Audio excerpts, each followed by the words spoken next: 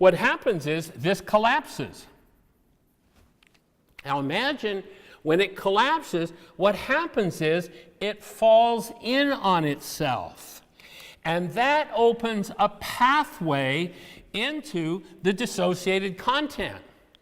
Now, what I've been hiding, or perhaps my bloodline has been hiding for hundreds of generations, and you know, in just 30 generations, you've got just over 1 billion people in your bloodline.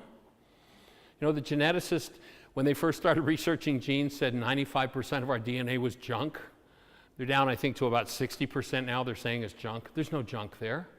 It's a record of your whole bloodline. And inclinations toward feelings and thoughts and behaviors that are pretty bizarre, because we've all got some pretty bizarre stuff in our bloodline. When a situation in the world resonates, that it comes up. And when it comes up, it creates the world I see. And the driver for that whole process is my goal. When I cancel my goal, this whole perception collapses on itself. And now, as the Course says, I can bring the world I do not want to the one that I do. Where this meets with love, because this isn't true, it simply, instantly begins to dissolve. And that's called forgiveness. Never let anybody off the hook ever again for anything and call it forgiveness.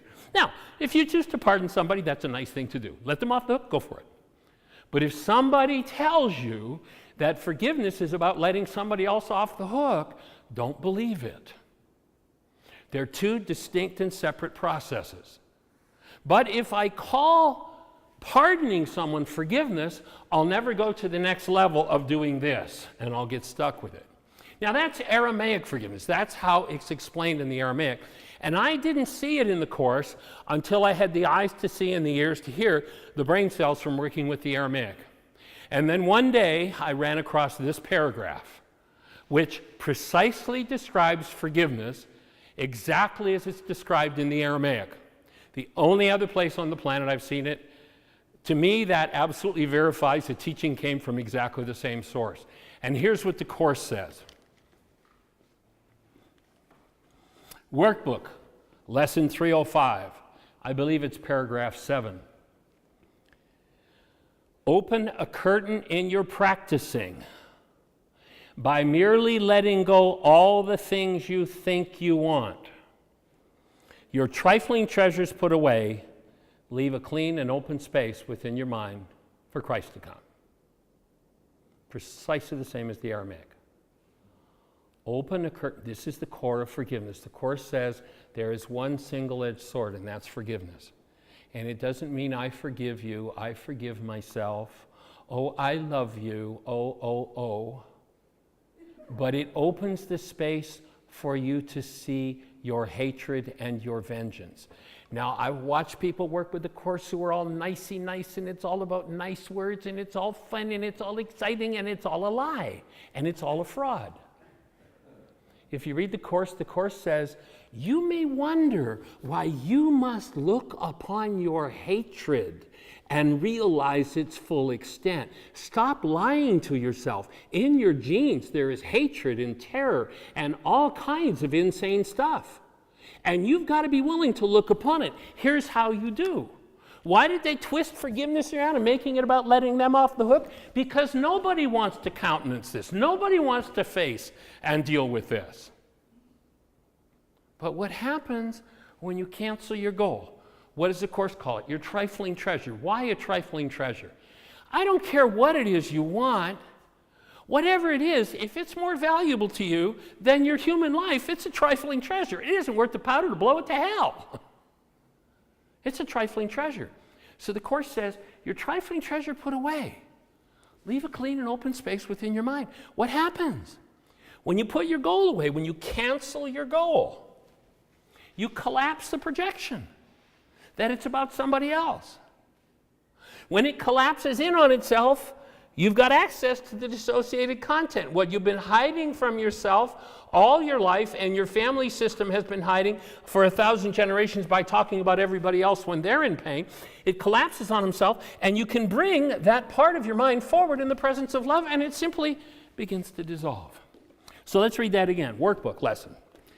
Page 305, or pardon, it's lesson number 305. And I think it's about the 7th paragraph. It's toward the end. I think it's the second to last paragraph.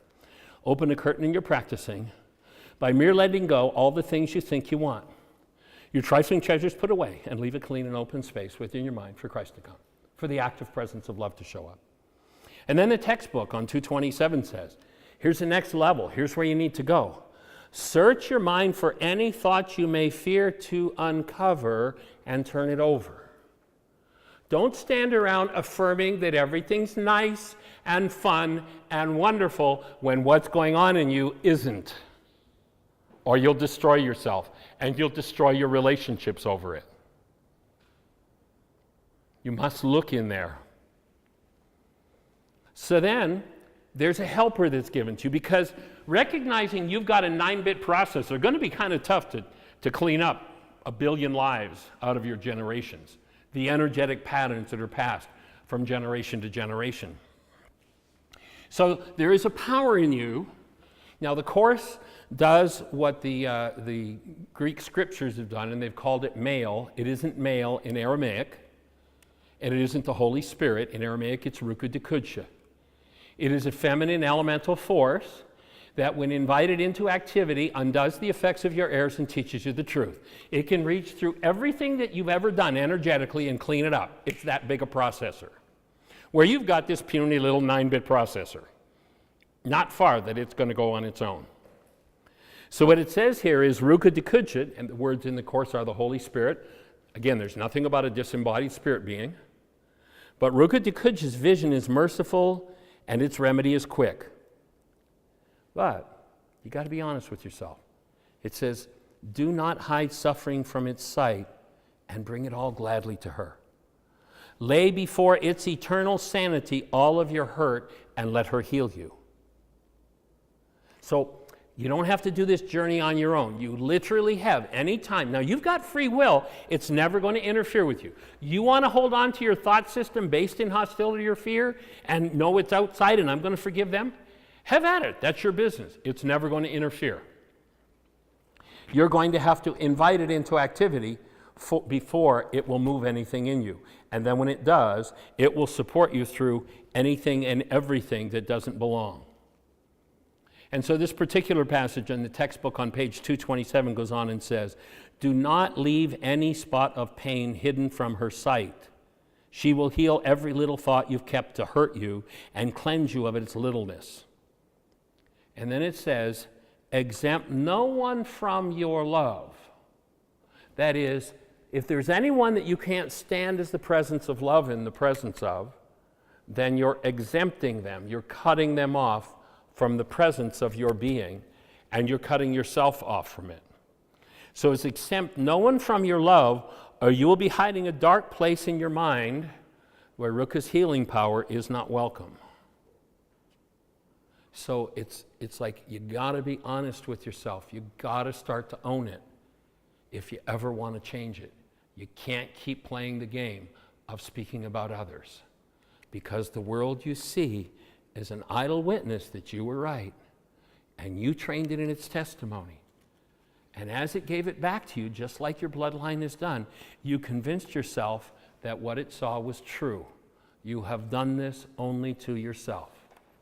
See this, and you will see how circular the reasoning is upon which your mind rests.